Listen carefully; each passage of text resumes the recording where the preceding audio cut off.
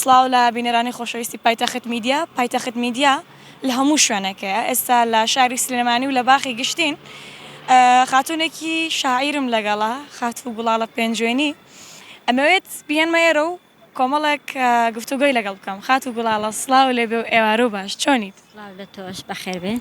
سپاس. چۆن بووم ئێوارەی بڕیارێدا لێرە بێ؟ وەڵاهی هەچەنە دوێش کەوتم بەڵام لەبەرەوەی کۆڕێکی شعری بوو زۆر پێم خۆش بوو ئامادە بم لە کۆڕەکەیە بەڵام هەچۆنێ بوو ئامادە بووم و فریا کەوتم. خانمان تا چەند لە ناوباری نووسینان لە ناوباری شعران؟ خانمان خۆشبەختانە ئێستا زۆر باشن. کۆمەڵی خانمی باش بەتوانە هاتوونەتە ناو بواری ئەدەبەوە لە بواری شعر نووسین و لە بواری شێوەکاری و لە بواری ئەکتەری و لە هەموو بوارەکانی هونەر بەڕاستی پێشکەوتنێکی باشی بەخۆیەوە بینیوە.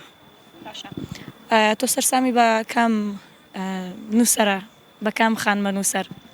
سەرسامم بە هەموو ئەو خانمانەی کە شعرەکانیان چێژی لێ ئەبینم و خوێنەریش چێژی لێ ئەبینێت. قرار نییە کۆڕی شعری و هەبێت بەم دوایانە؟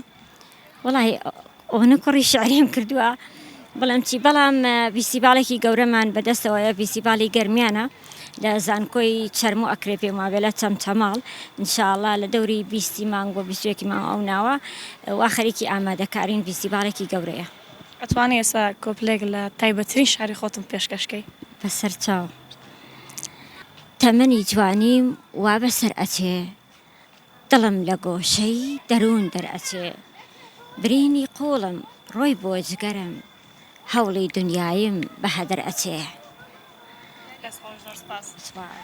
زۆر سپاس بۆ خاتوو گوڵاڵە پێنجوێنی نووسەرێکی جوان نووس کە قسەی بۆ کردین و شعرێکی جوانیشی پێشکەش کردین. زۆر سپاس یەکەیت.